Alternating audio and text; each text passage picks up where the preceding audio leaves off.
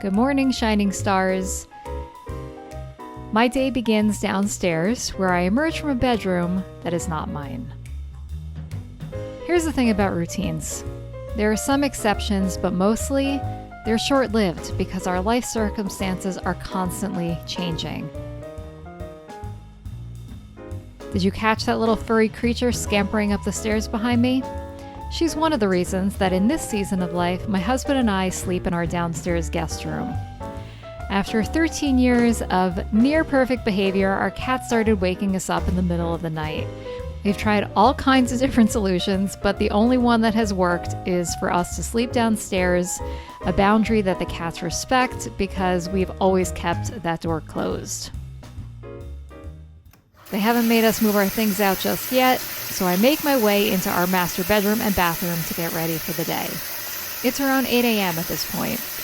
At the end of last year, I stopped setting an alarm, and it's a change I wish I had made a lot sooner because I've been having the best sleep of my life.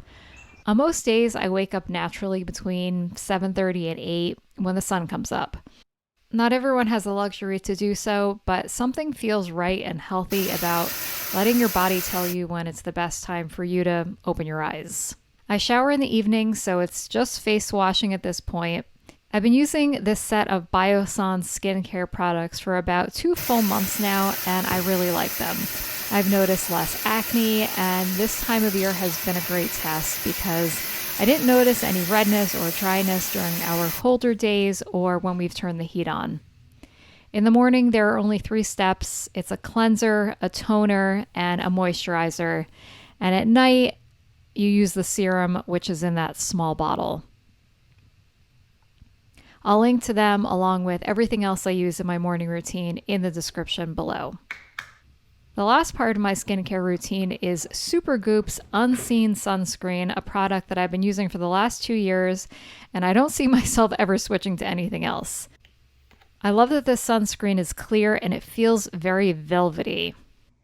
After a quick teeth brushing, nothing special here, I head into the bedroom to get dressed.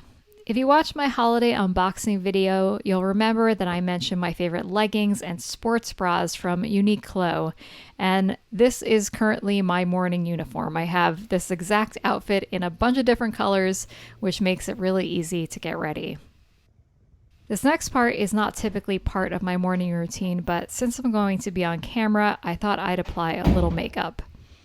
I'm not going to do a full face or eye makeup or anything. This is my under 5-minute application that is usually reserved for when I have to run an errand or if I have a video call scheduled in the morning. The base is Ilia foundation and it is super light. It's so light that I don't even bother with a brush.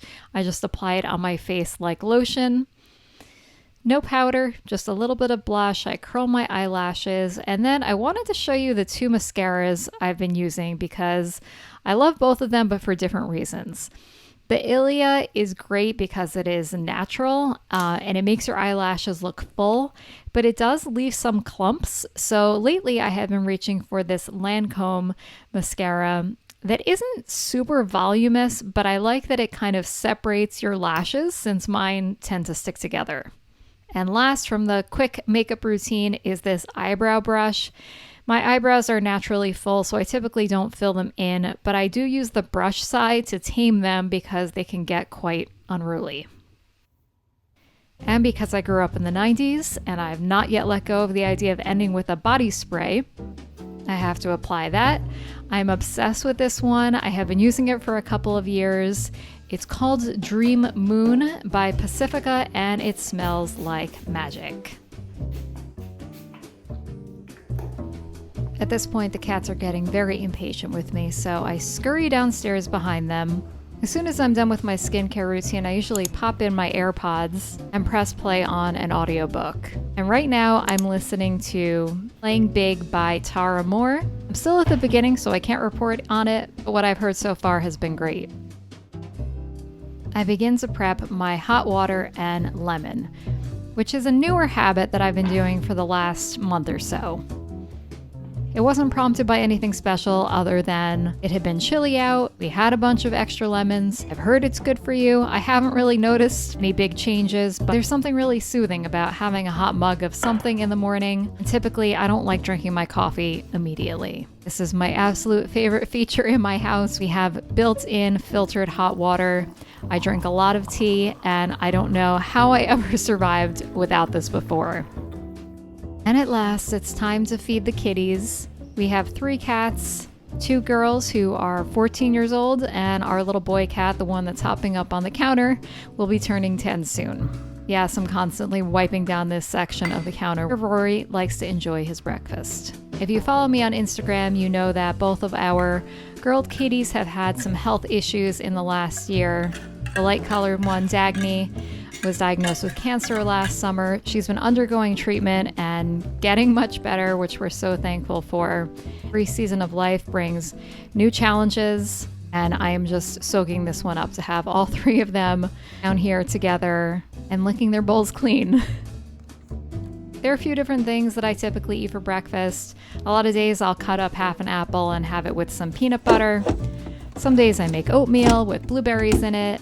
I'll have yogurt and fruit and granola. But on this day, I had a couple avocados. Not quite sure if they're going to be good or not, but I also just got a new loaf of bread, so I thought it would be fun to make some avocado toast. This Hearth bread is the absolute best. It's from Whole Foods. There are a few different ways that I make avocado toast. Today we're going to take the unhealthy route, which is to add some olive oil to a cast iron skillet and toast the bread there. So this is like one of the most delicious things in the world, especially with this Hearth bread from Whole Foods. While that's cooking, let's cut into this avocado and hope for the best. I'm going to take this as a sign that this is going to be a good day. This is a perfectly ripe avocado, which almost never happens. And I'm just cutting it in cubes and throwing it into a bowl. And I like to make my avocado toast pretty much like I would make guac. The bread is looking good. We're going to give it one little flip. And if I was making guac to eat, I like to make it using the Chipotle recipe, which is avocado, salt, parsley, red onion, and jalapeno, and a little bit of lime. But for this, I'm just keeping it simple. Avocado, a little bit of salt, and some fresh jalapeno, which is an ingredient I have been loving lately and trying to put on everything. And because lately I feel like you can never have too much spice, I'm adding some red pepper flakes on top.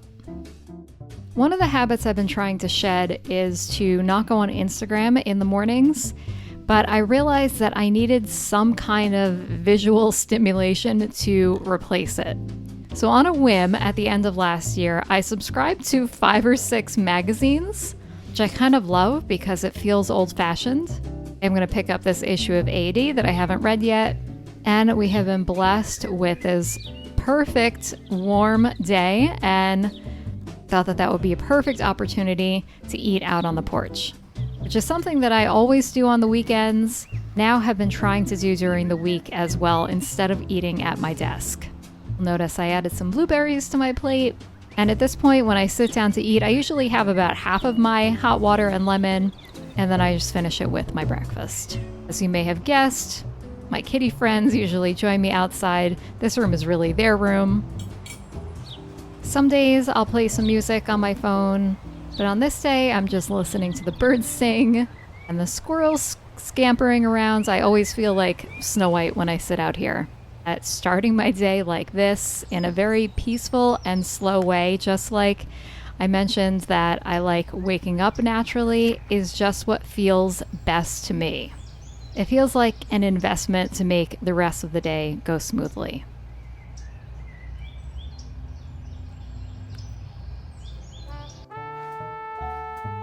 And the last stop on our breakfast journey is to make an espresso. We've had this machine since last summer. My husband surprised me with it for my birthday, and it is, other than him, the love of my life.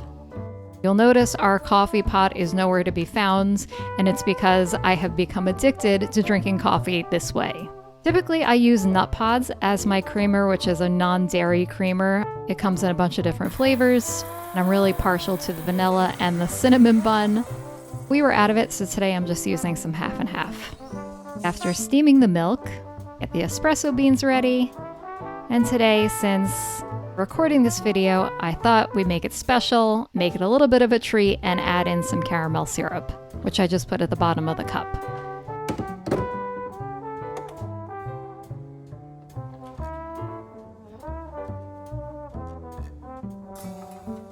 And in the pinnacle of the experience, pressing this button brings me joy every morning. I watch that dial and hope that I get it into the perfect range right in the center. Today I got close enough. I have not mastered latte art just yet, so I'm just pouring in the milk. And then I usually give it a little swirl of the spoon.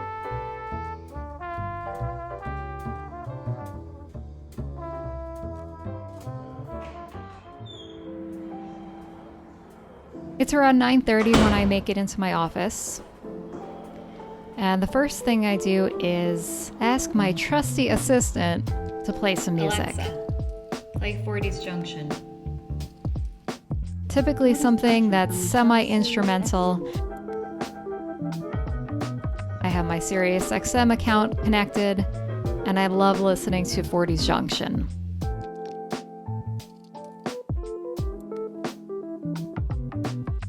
Also in my holiday unboxing video, I introduced my full focus planner, which I have very quickly fallen in love with.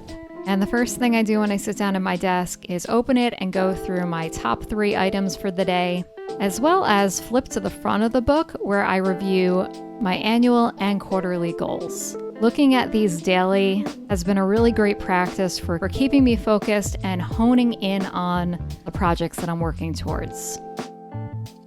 I also like to read or watch something short and inspiring before I start my workday. Sometimes it's a YouTube video, sometimes I'll read a devotional.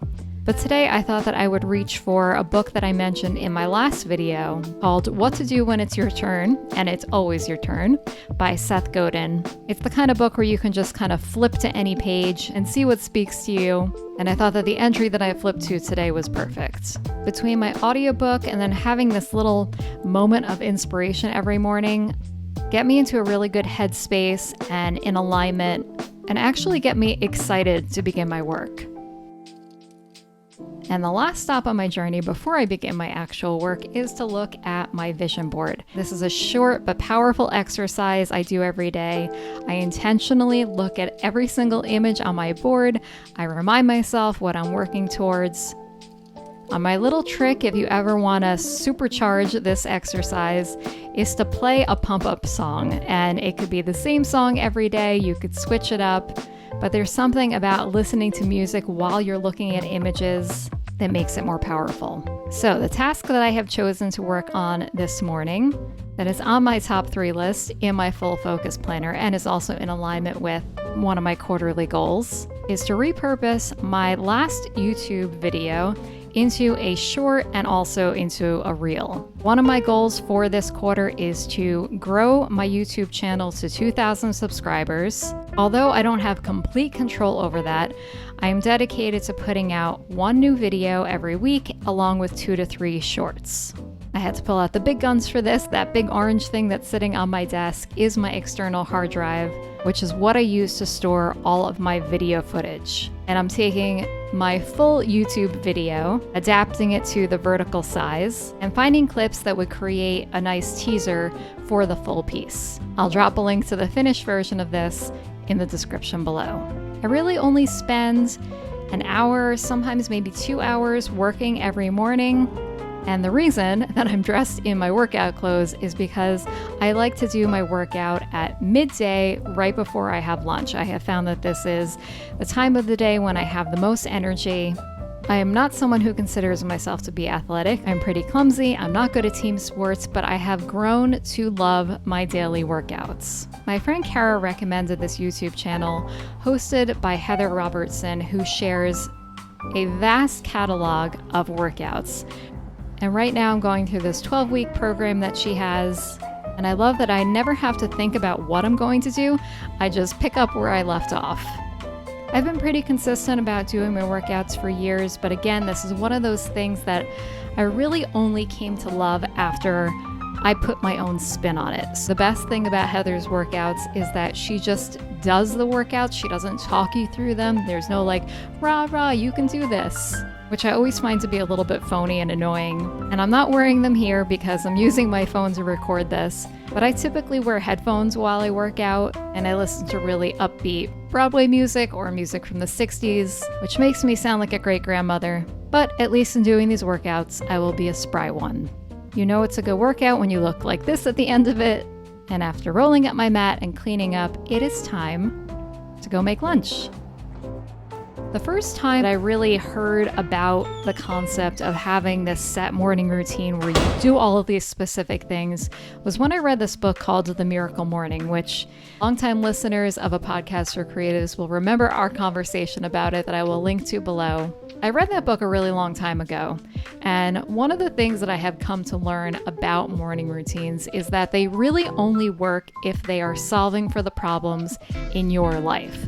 I was really trying to follow the Miracle Morning routine to the letter, and there were things in there that just did not work for me. So I hope that as you're watching me go through my routine, that maybe you're spotting things that you might want to try, but maybe you're spotting things that make no sense for you and for your schedule. And that's a good thing because all of our routines are going to be a little bit different.